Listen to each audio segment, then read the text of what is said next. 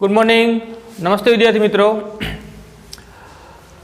આપણે અત્યાર સુધીમાં તત્કાલીન વેગ, તત્કાલીન પ્રવેગ સુધીની વાત કરી ગયા, બરાબર। સૂત્રો થોડા યાદ કરી લઈએ અને એના પરથી આપણે આ એક્ઝામ્પલ ઉદાહરણ 4.4 ગણવાનો છે, બરાબર। જેમ કે તત્કાલીન વેગનો અર્થ થાય કે સ્થાનાંતર સદિશનું સમયની સાપેક્ષ વિકલન, બરાબર। આને આપણે તત્કાલીન વેગ કહેશું અથવા ટી સમયે વેગ એવું પણ કહેશું, અથવા તો તાક્ષણિક વેગ કહેશું।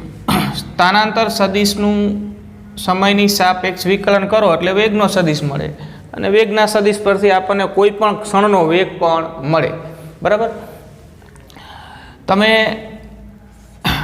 વેગના સદિશનું સમયની સાપેક્ષ વિકલન કરો ડીવી છેદમાં ડીટી, વેગના સદિશનું સમયની સાપેક્ષ વિકલન કે વેગનું સમયની સાપેક્ષ વિકલન એટલે પ્રવેગ આપે, બરાબર। અહીંયા વેગ બોલો એ તત્કાલીન વેગ થયો અને પ્રવેગ જે બોલો છો એ તત્કાલીન પ્રવેગ થયો અથવા તો ટી સમયે પ્રવેગ કે તાક્ષણિક પ્રવેગ, બરાબર। તો આ ક્રમિક વાત છે।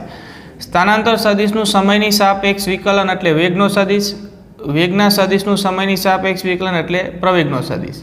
એટલે આપણે સ્થાનાંતર સદિશ પરથી વેગ મેળવવો હોય તો એકવાર વિકલન કરવાનું, સ્થાનાંતર સદિશ પરથી પ્રવેગ મેળવવો હોય તો સ્થાનાંતર સદિશનું 2 વખત વિકલન કરવાનું હોય, બરાબર। એટલે આપણે આમાં લખી શકીએ કે સદિશ એ બરાબર ડી સ્ક્વેર આર છેદમાં ડીટી સ્ક્વેર। આનો અર્થ થાય કે સદિશ આરનું સમયની સાપેક્ષ 2 વખત વિકલન અથવા તો દ્વિતીય વિકલન, બરાબર। એટલે આપણને પ્રવેગ મળે। તો આ હકીકત આપણે જાણીએ છીએ, આ સૂત્રના સ્વરૂપ આપણે મેળવી લીધા છે અને હવે આપણે વિકલનની પદ્ધતિનો ઉપયોગ કરી અને આર પરથી વી અને વી પરથી એ મેળવી શકીએ, બરાબર। તો એના પરથી જ આ એક્ઝામ્પલ છે, જુઓ। ઉદાહરણ 4.4 છે, તમને કીધું છે કે કોઈ કણનો સ્થાન સદિશ આ મુજબ આપવામાં આવ્યો છે, બરાબર। સ્થાન સદિશ આર બરાબર 3.0 t i caret plus 2.0 t square j caret plus 5.0 k caret. એટલે કણ જે છે એ ગતિ કરે છે, ગતિ દરમિયાન એનું સ્થાન જેમ બદલાય એમ એનો સ્થાન સદિશ પણ સમય સાથે બદલાય, બરાબર। આમાં ટી સમય છે, જેમ સમય બદલાય એમ કણના સ્થાન સદિશનો એક્સ ઘટક એ બદલાશે, કણના સ્થાન સદિશનો વાય ઘટક પણ બદલાશે, જ્યારે કણના સ્થાન સદિશનો જે ઝેડ ઘટક છે કે કેરેટનો સહગુણક, બરાબર, એ સમય સાથે નહીં બદલાય કેમ કે એમાં સમયનું પદ આવતું નથી। એટલે આ આપેલ સ્થાન સદિશનો ઝેડ ઘટક અચળ છે, જ્યારે એનો એક્સ ઘટક અને વાય ઘટક જેમ સમય બદલાય તેમ બદલાય છે, બરાબર। એટલે કણ ગતિ કરતો હોય એટલે જેમ જેમ કણનું સ્થાન બદલાય એમ એના ઘટકો બદલાતા જશે। આ આઈ કેરેટનો સહગુણક એનો એક્સ ઘટક થયો, જે કેરેટનો સહગુણક એનો વાય ઘટક થયો, કે કેરેટનો સહગુણક એનો ઝેડ ઘટક થયો। તો કોઈ કણની ગતિ દરમિયાન કણનો સ્થાન સદિશ સમય સાથે આ મુજબ બદલાય છે, એના આ ઘટકો બરાબર સમય સાથે બદલાશે, એક્સ અને વાય, જ્યારે ઝેડ ઘટક અચળ છે। સ્થાન સદિશના ત્રણેય ઘટકોમાંથી કોઈ પણ એક ઘટક એ સમય સાથે બદલાતો હોય તોય કણ ગતિ કરે છે એવું આપણે કહી શકીએ, બરાબર। અથવા 2 બદલાતા હોય અથવા ત્રણેય બદલાતા હોય। તો આ આરનું સદિશ સ્વરૂપ સ્થાનાંતર સદિશ આપણને આપેલો છે અને પહેલો પ્રશ્ન છે કણના વેગનો સદિશ મેળવો, ટી સમયે કણના વેગનો સદિશ। સદિશ વી ઓફ ટીનો અર્થ થાય ટી સમયે કણના વેગનો સદિશ અને સદિશ એ ઓફ ટીનો અર્થ થાય ટી સમયે કણના પ્રવેગનો સદિશ।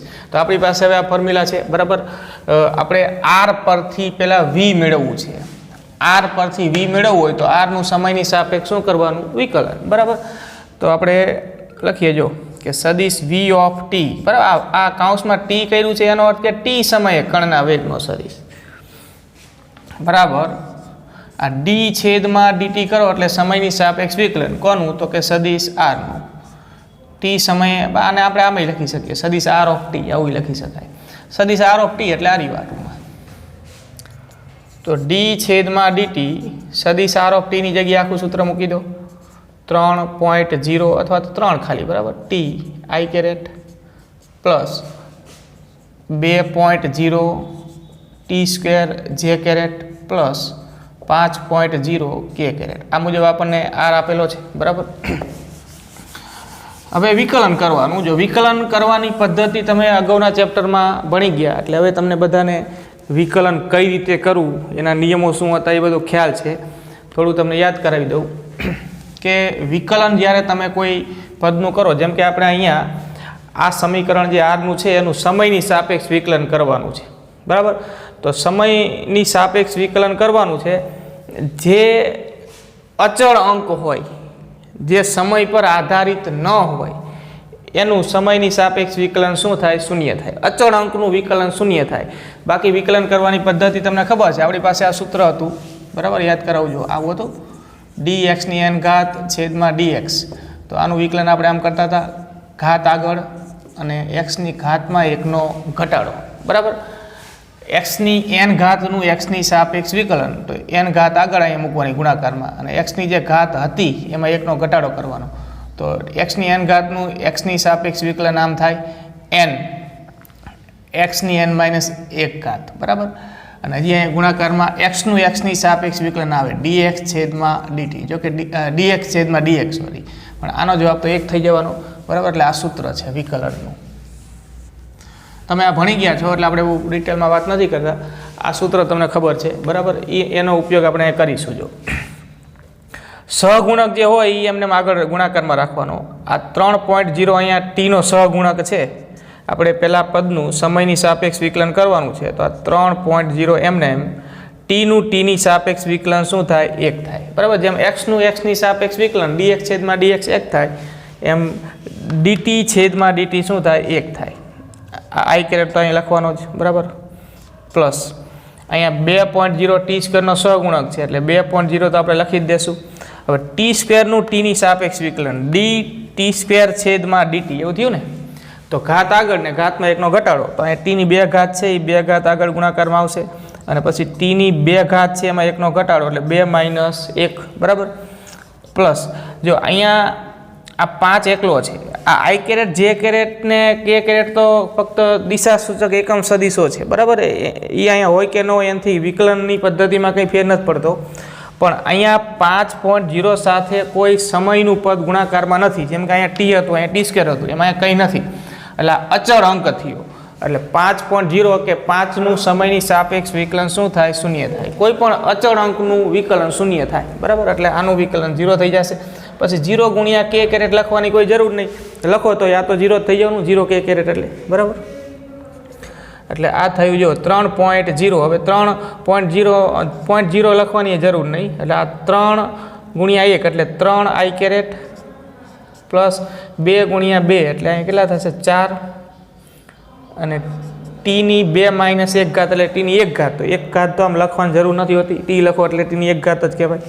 અને આ 0, બરાબર. 0 કે કેરેટ એટલે એ તો 0 થઈ ગયું. એટલે 3 આઈ કેરેટ પ્લસ 4 ટી અને અહીંયા જે કેરેટ, જે કેરેટ તો હતું જ, બરાબર. 4 ટી જે કેરેટ આવું થશે. તો આ થયો ટી સમયે વેગનો સદિશ. તમે સદિશ આરનું સમયની સાપેક્ષ શું કર્યું? વિકલન. વિકલન કરતાં હવે તમને આવડે છે, બરાબર. આ રીતે જ કરવાનું. જો ફરીથી જોઈ લઈએ. પહેલું પદ છે 3 ટી આઈ કેરેટ. તો 3 એમના મૂક્યા, ટીની સાપેક્ષ વિકલન 1 થાય, આઈ કેરેટ એમના એમ.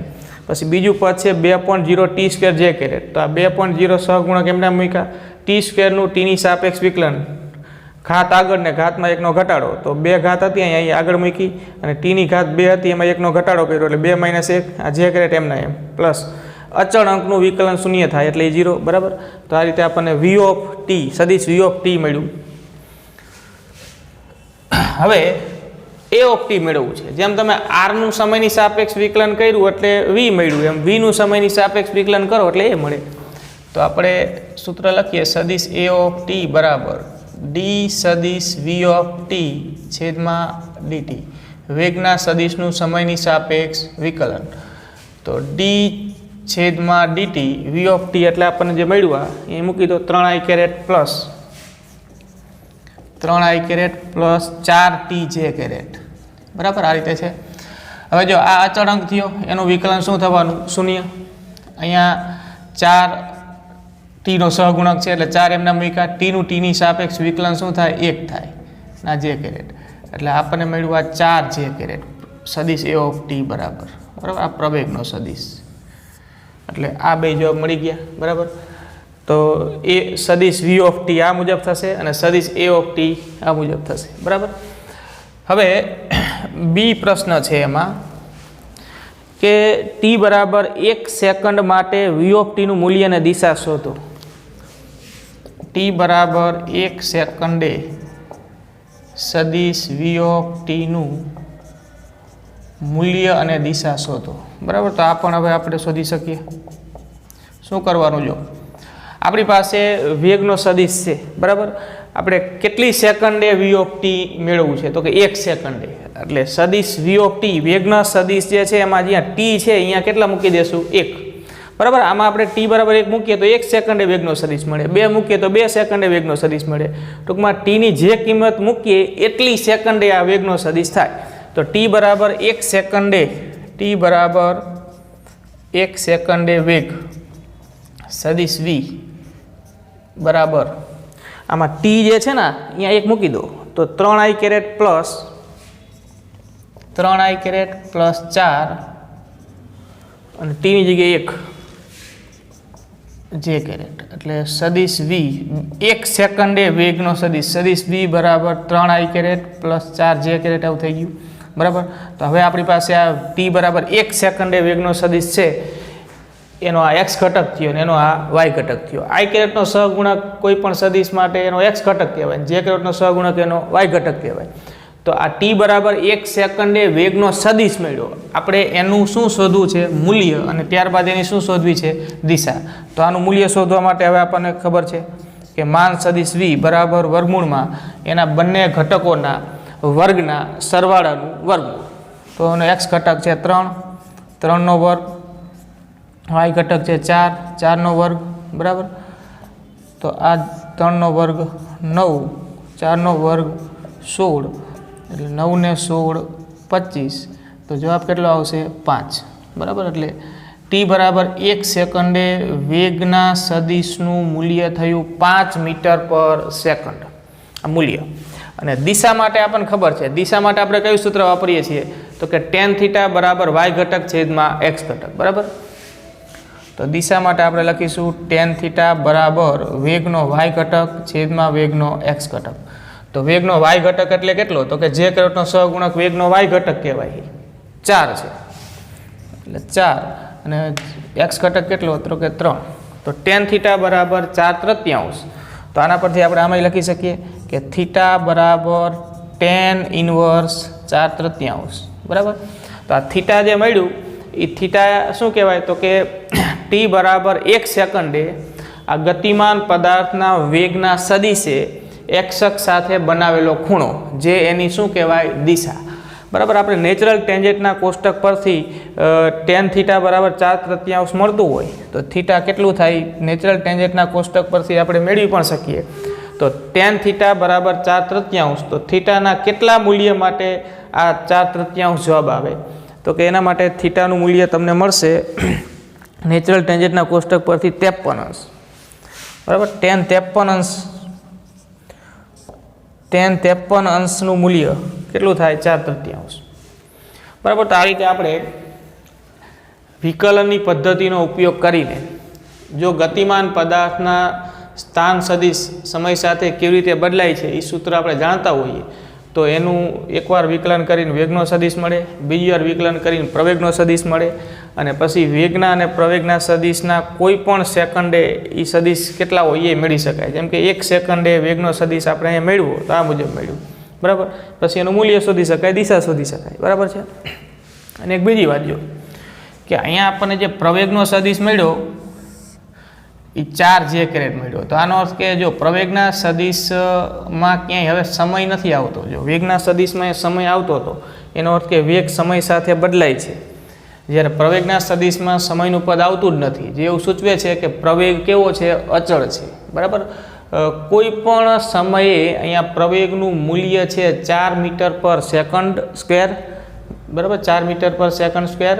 અને જે કેરેટ છે એ પ્રવેગની દિશા સૂચવે છે, એટલે કે પ્રવેગની કોઈ પણ ક્ષણે દિશા તો y દિશામાં જ છે, જ્યારે મૂલ્ય પણ એનું અચળ છે 4 મીટર પર સેકન્ડ સ્ક્વેર. જ્યારે સમય જેમ બદલાય એમ વેગનો આ y ઘટક સતત બદલાય છે, એનો અર્થ કે વેગનો સદિશ સમય સાથે બદલાય છે, બરાબર. 1 સેકન્ડે વેગનો સદિશ આ મળે. હવે તમે ધારો કે 2 સેકન્ડે વેગનો સદિશ મેળવવા માગતા હોય તો અહીંયા ટી બરાબર 2 મૂકો તો 3i કેરેટ પ્લસ અહીંયા 2 મૂકો એટલે 4 દુ 8 જે કેરેટ થાય. એટલે સમય જેમ બદલાય વેગનો સદિશ બદલાય છે, પણ સમય બદલાય એમ પ્રવેગનો સદિશ બદલાતો નથી. તો આ ગતિ દરમિયાન પ્રવેગ કેવો છે? અચળ છે, બરાબર.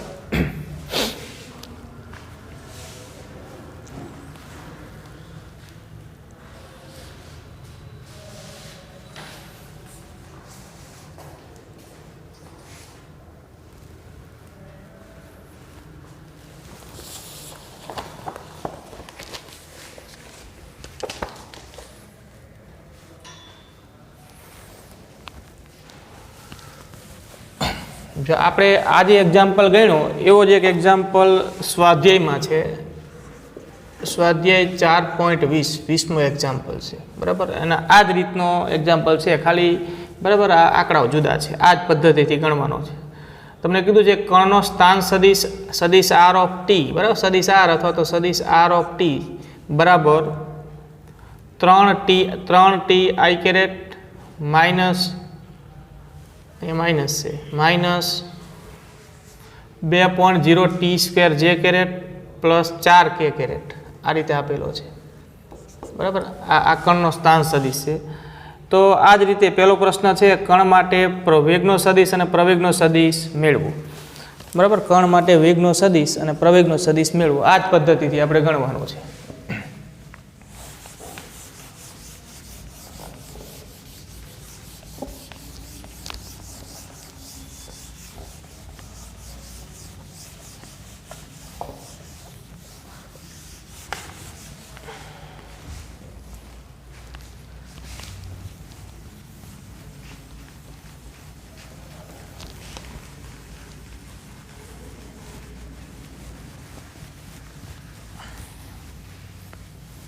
જો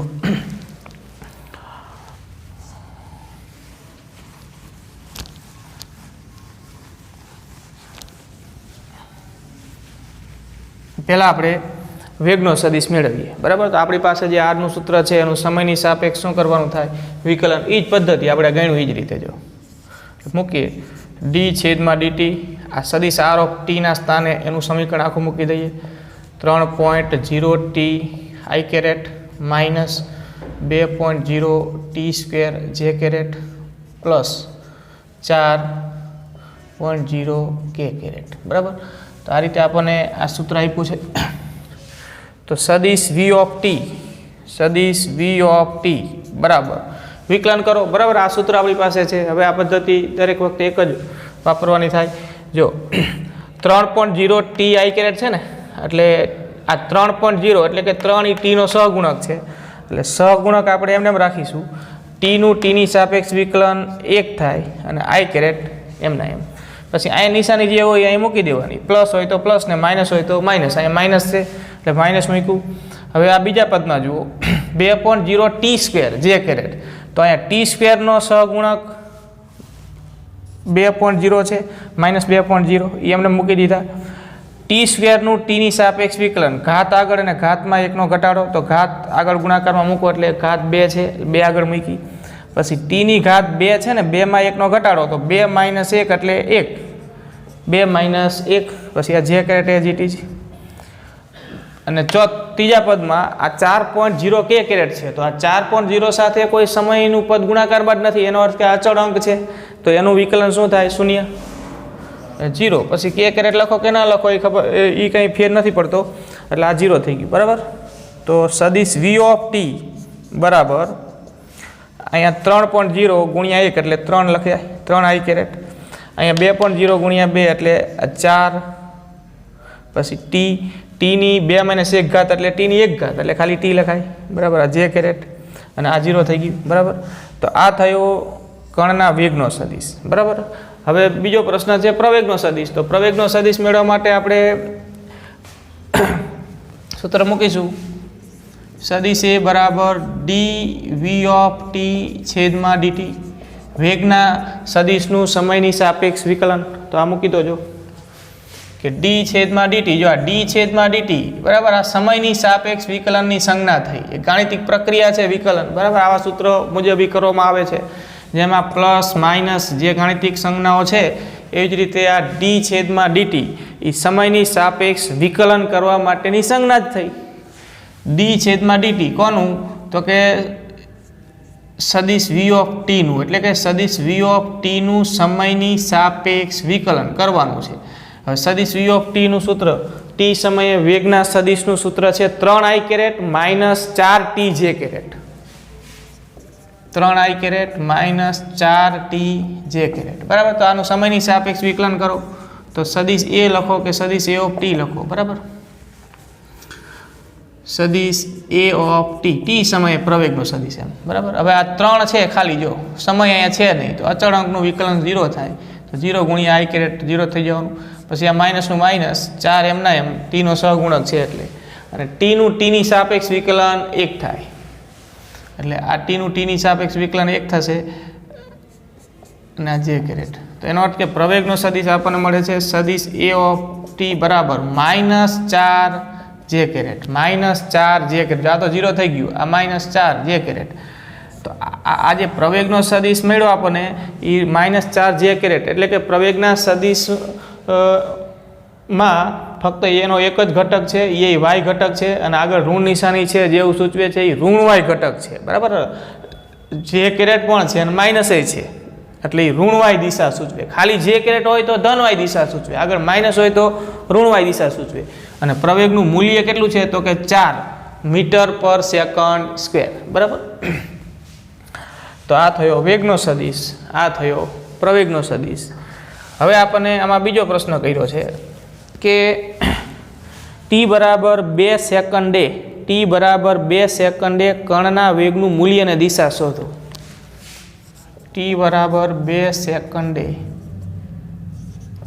વેગનું મૂલ્ય અને દિશા, બરાબર. આગળ ગણ્યો એ જ રીતે દાખલો થયો ને, અને દિશા શોધો,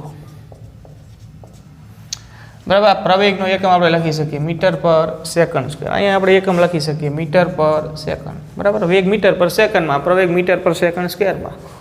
હવે t બરાબર 2 સેકન્ડે વેગનું મૂલ્ય શોધવું છે તો વેગનો સદિશ છે t સમય, એમાં t ની જગ્યાએ કેટલા મૂકી દેવાના 2.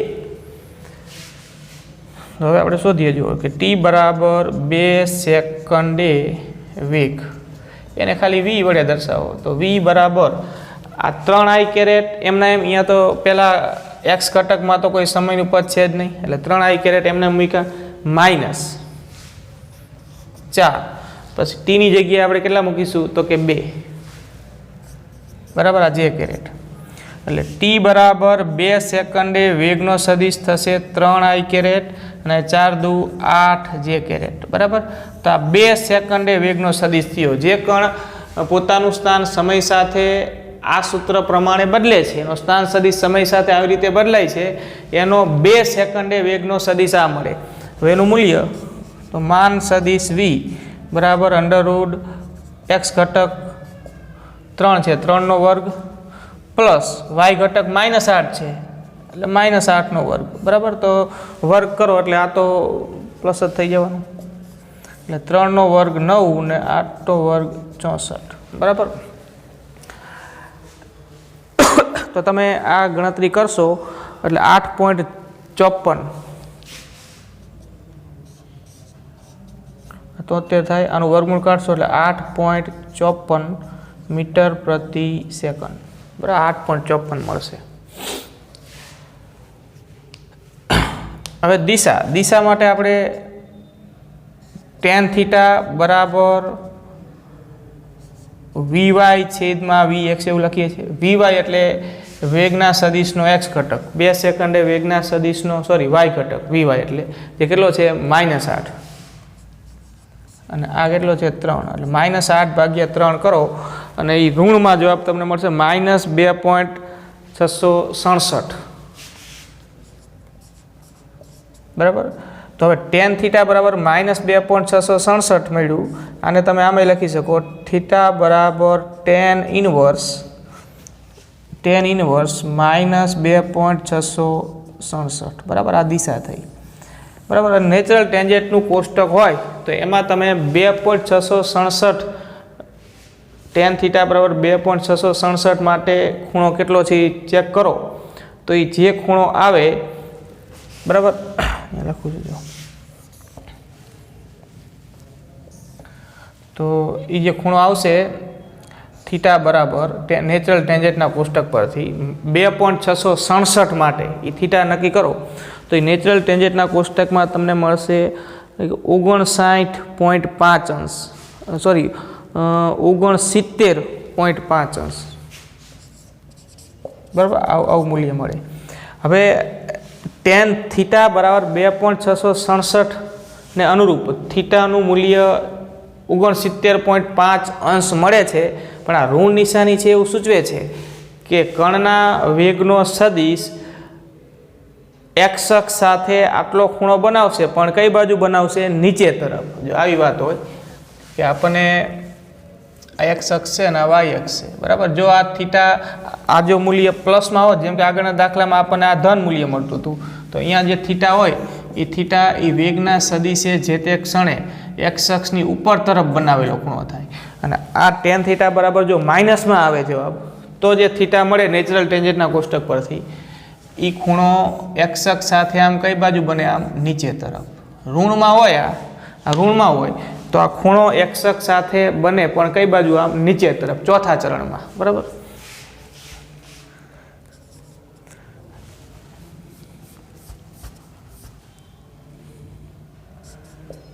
એક્સ અક્ષની નીચે તરફ,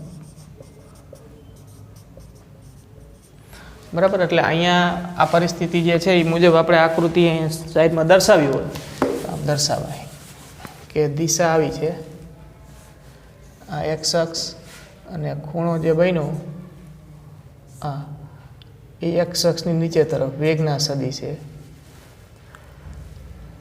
69.5 અંશ, બરાબર. આવી વાત થઈ.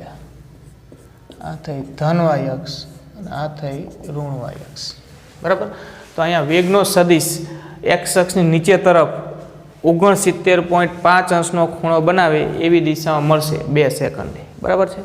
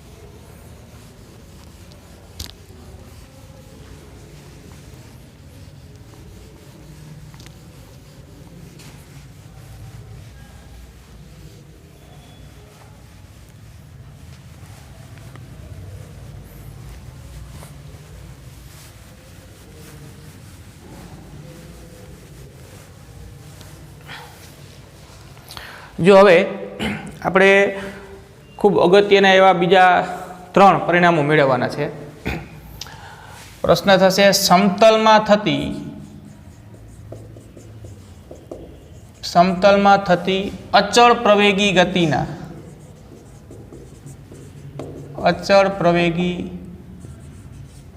ગતિના સમીકરણો મેળવો. સમતલમાં થતી અચળ પ્રવેગી ગતિના સમીકરણો મેળવો, બરાબર. આ ખૂબ જ અગત્યનો ટોપિક છે અને આ જે સમીકરણો આપણે મેળવીશું એનો ઉપયોગ આપણે ઘણી બધી જગ્યાએ કરવાનો થશે. અને આ પ્રશ્ન ભણ્યા પહેલાં આપણે થોડુંક અગાઉનું યાદ કરીએ જે તમે ભણી ગયા છો. જેમ કે આની પહેલાંના ચેપ્ટરમાં તમે એક પરિમાણમાં એટલે કે સુરેખ માર્ગે થતી અચળ પ્રવેગી ગતિના સમીકરણો મેળવી ગયા હતા, બરાબર.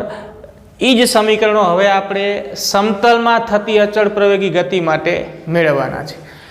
એક પરિમાણમાં અચળ પ્રવેગી ગતિના 3 સમીકરણો આપણને મળ્યા હતા. આપણે સૂત્રના સ્વરૂપો યાદ કરી લઈએ. જો બરાબર, અહીંયા ગતિમાર્ગ છે એ આવો સુરેખ હોય.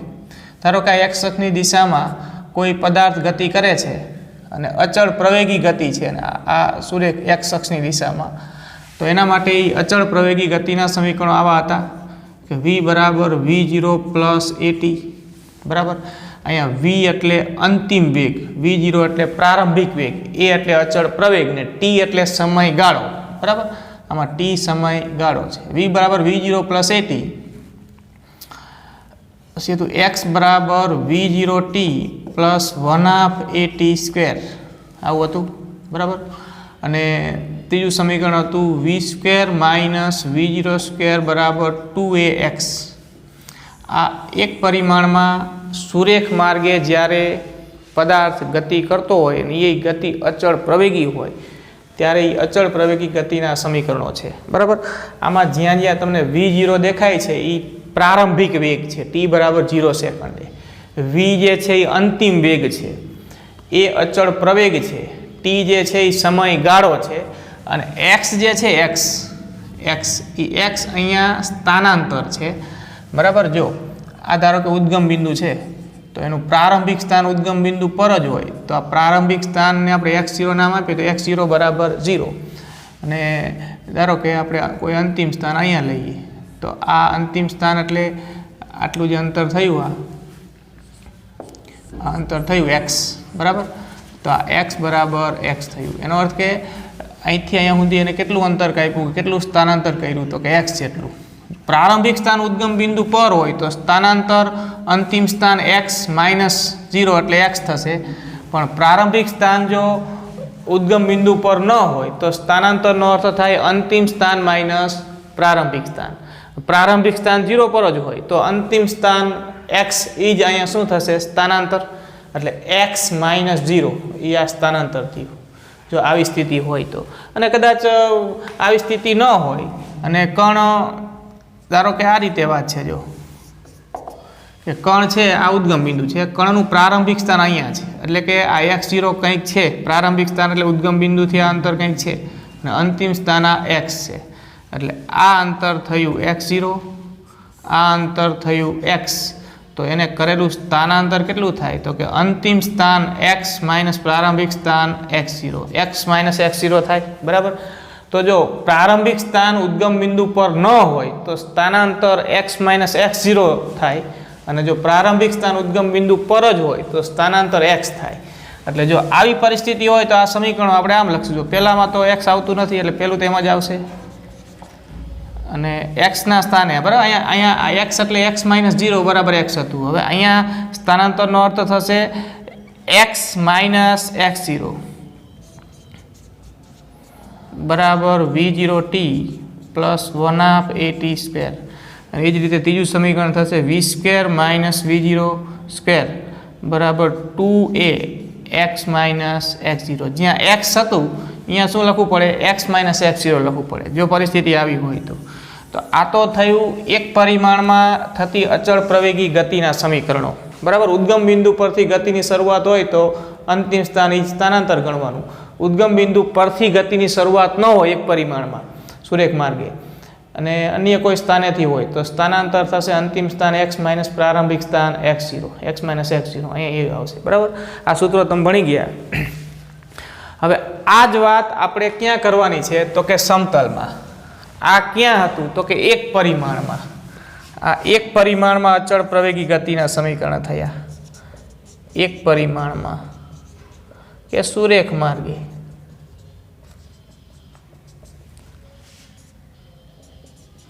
ગતિના, સુરેખ માર્ગે અચળ પ્રવેગી ગતિના સમીકરણો.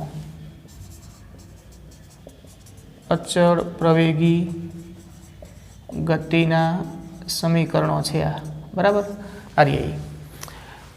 હવે આ જે સમીકરણો છે એ જ મેળવવાના છે, પણ ફરક એટલો કે અહીંયા સુરેખ માર્ગે કે એક પરિમાણમાં અચળ પ્રવેગી ગતિ હતી, જ્યારે અહીંયા સમતલમાં કે દ્વિપરિમાણમાં અચળ પ્રવેગી ગતિ થાય છે.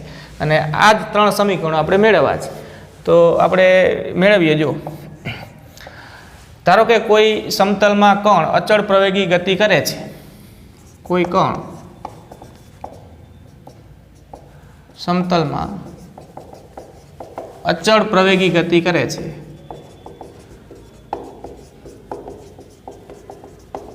બરાબર.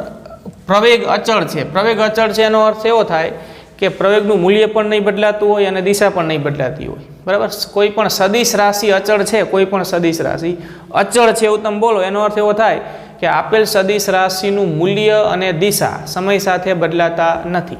તો અહીંયા ગતિ દરમિયાન પ્રવેગ અચળ છે એનો અર્થ કે પ્રવેગનું મૂલ્ય અને પ્રવેગની દિશા સમય સાથે બદલાશે નહીં.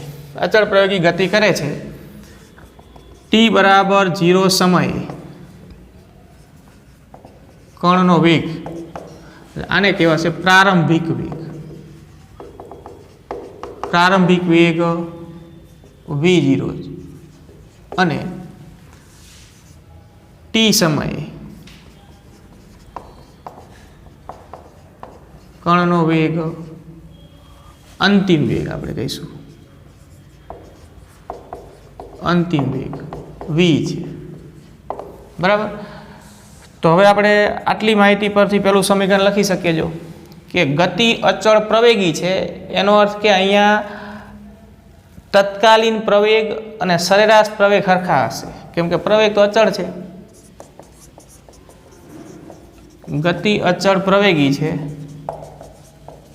માટે કણનો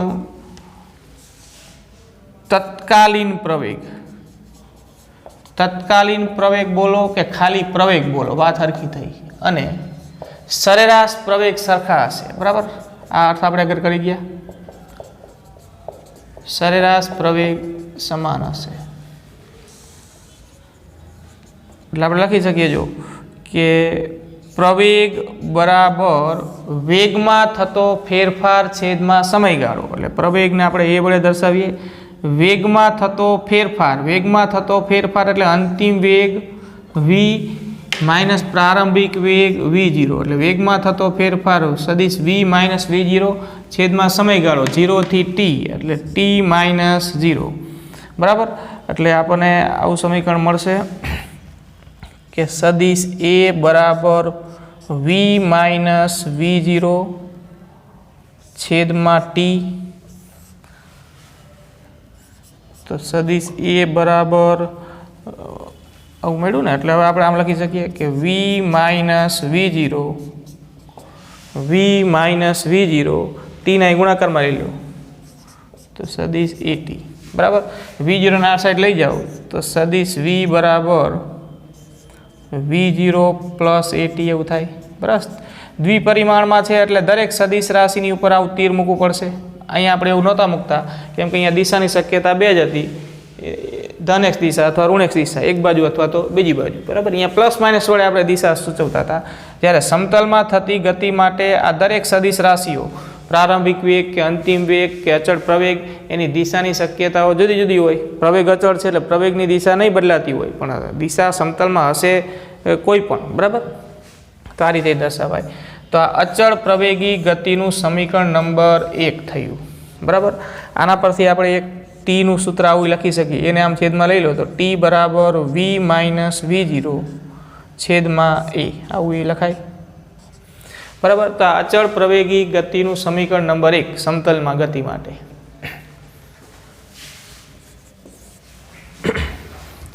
અને આ આપણે સરખામણી માટે અહીંયા લખ્યા છે, બરાબર.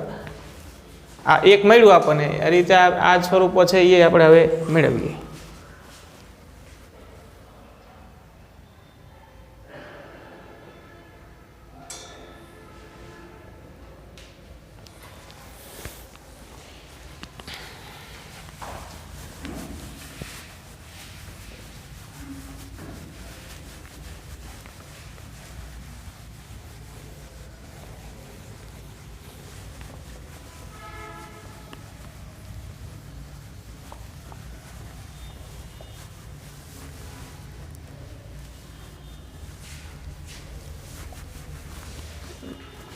જો હવે આગળ વાત કરીએ કે આ જે ગતિ થઈ રહી છે, અચળ પ્રવેગી ગતિ થઈ રહી છે, એમાં t બરાબર 0 સમયે કણનો વેગ v0 હતો અને t બરાબર 0 સમયે કણનો સ્થાન સદિશ તેનો પ્રારંભિક સ્થાન સદિશ કહેવાય.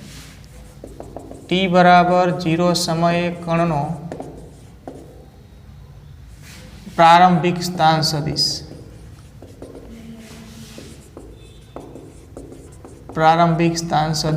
r0 છે અને t સમયે કણનો અંતિમ સ્થાન સદિશ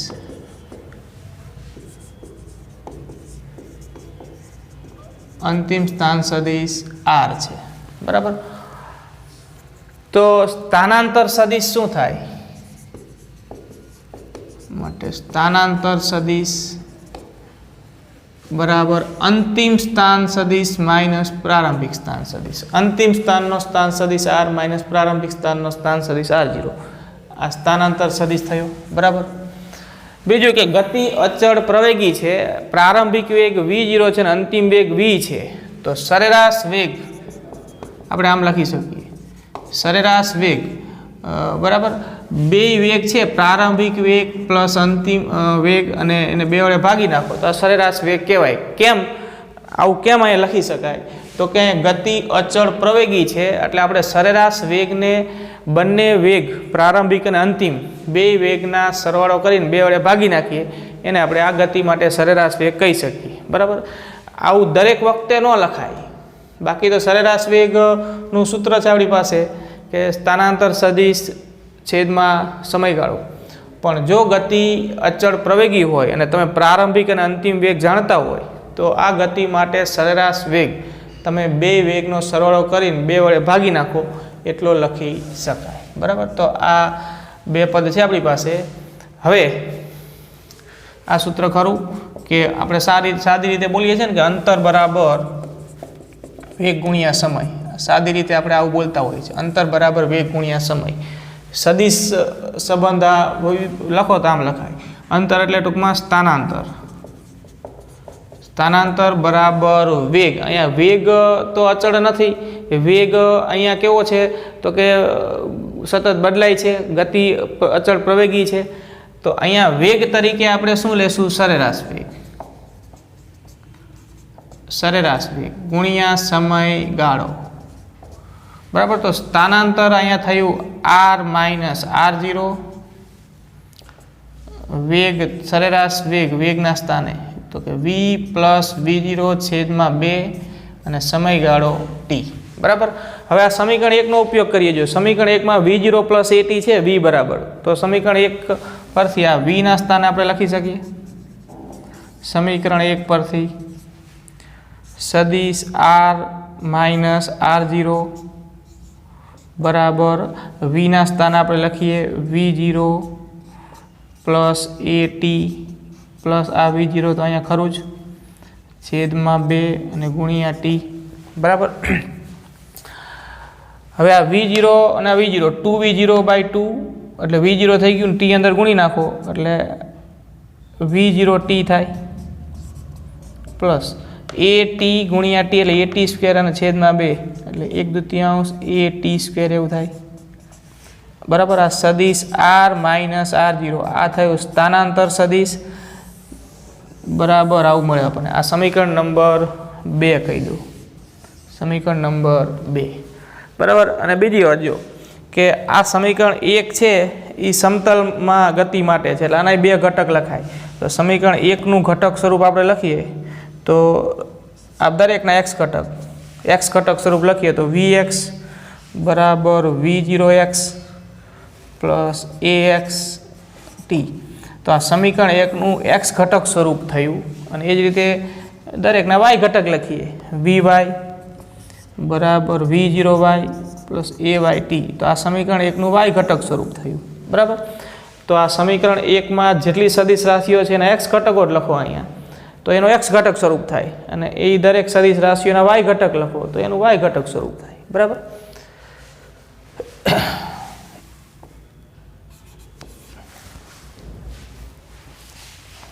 હવે આમાં થોડુંક બાકી છે, આપણે પૂરું જ કરીએ. બરાબર. આ સમીકરણ 2 છે અહીંયા સુધી આપણે પહોંચ્યા. હવે સમીકરણ 3 મેળવવાનું છે. જો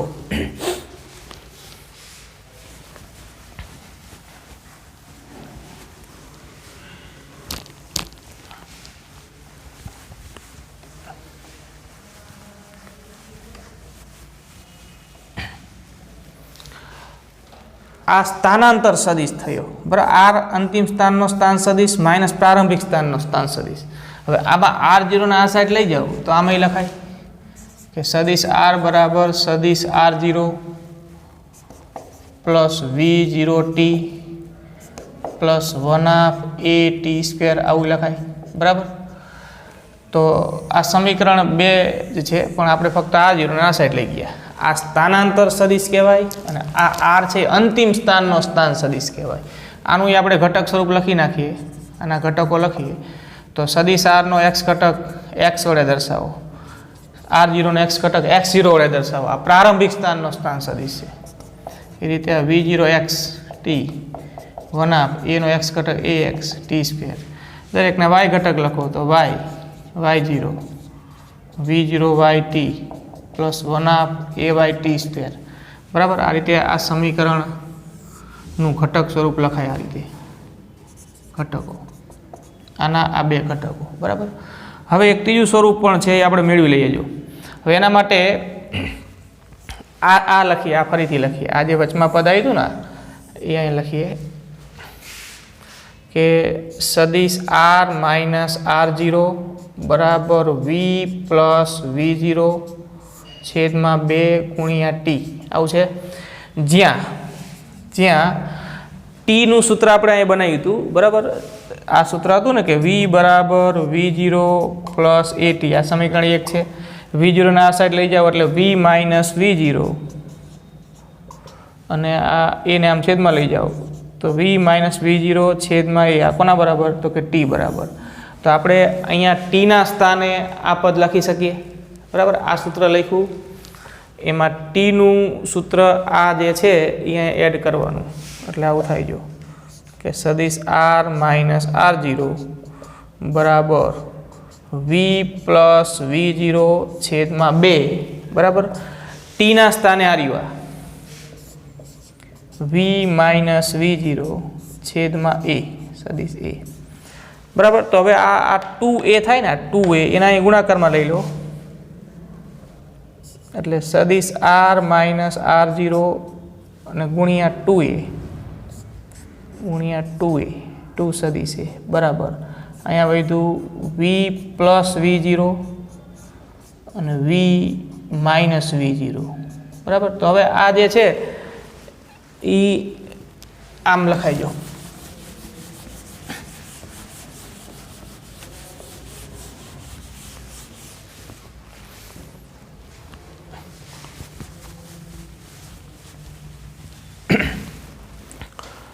આ જે V પ્લસ V0 અને V માઇનસ V0 આવ્યું ને એ કંઈક આવી વાત થઈ કે x² માઇનસ y² હોય તો આના અવયવ આપણે શું લખીએ છીએ તો કે x પ્લસ y અને x માઇનસ y આવું થાય x² માઇનસ y² બરાબર x પ્લસ y અને બીજા કૌંસમાં x માઇનસ y તો એ જ વાત થઈ ને જો x ના સ્થાને v છે અને y ના સ્થાને V0 છે તો V પ્લસ V0 અને V માઇનસ V0 તો એની જગ્યાએ આપણે શું લખી શકીએ તો કે V² માઇનસ V0² બરાબર તો આ પહેલાં લખીએ V² માઇનસ V0² બરાબર 2a R માઇનસ R0 બરાબર આવું થાય આ સમીકરણ નંબર 3 અચળ પ્રવેગી ગતિનું સમીકરણ નંબર 3 બરાબર તો આ ત્રણેય સમીકરણો ધ્યાનમાં રાખજો અહીંયા આ V² અને V0² જે લખ્યું ને એ સદિશ રાશિઓ છે પણ વર્ગ કરીએ ને ત્યારે ઉપર તીર સામાન્ય રીતે મૂકવામાં નથી આવતું એટલે આમ લખવાનું બરાબર સરખામણી કરો તો અહીંયા જેમ x માઇનસ x0 હતું સ્થાનાંતર સદિશ તરીકે એમાં અહીંયા સ્થાનાંતર સદિશ R માઇનસ R0 અહીંયા એક પરિમાણમાં x અક્ષ પર ગતિ હતી એટલે આપણે x સંજ્ઞા વાપરતા હતા અહીંયા સમતલમાં ગતિ છે એટલે સમતલમાં સ્થાનાંતર સદિશના બે ઘટકો હોય x ઘટક અને y ઘટક અહીંયા ઘટક એક જ હતો બરાબર તો એ જ સૂત્રો છે જે તમે અગાઉના ચેપ્ટરમાં ભણી ગયા છો પણ એ એક પરિમાણમાં ગતિ માટે હતા અને એ જ સૂત્રો અહીંયા દ્વિપરિમાણમાં ગતિ માટે છે બરાબર અચળ પ્રવેગી ગતિના આ સમીકરણો કહેવાય. ખાસ અગત્યના છે, બરાબર, ધ્યાનમાં રાખજો આ આખો પ્રશ્ન, અને એનો ઉપયોગ કરી આપણે અગાઉના એક્ઝામ્પલ્સ ગણીશું.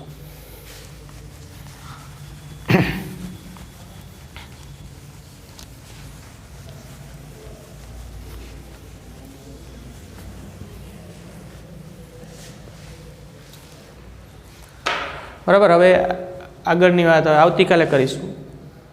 આ વ્યવસ્થિત તૈયાર કરી નાખજો.